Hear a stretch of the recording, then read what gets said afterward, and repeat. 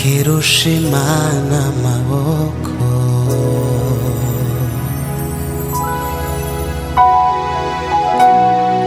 nta kirusha Imana imbaraga,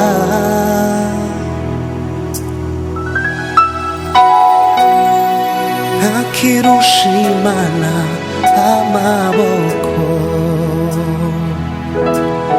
nta na kimwe, nta kirusha Imana imbaraga.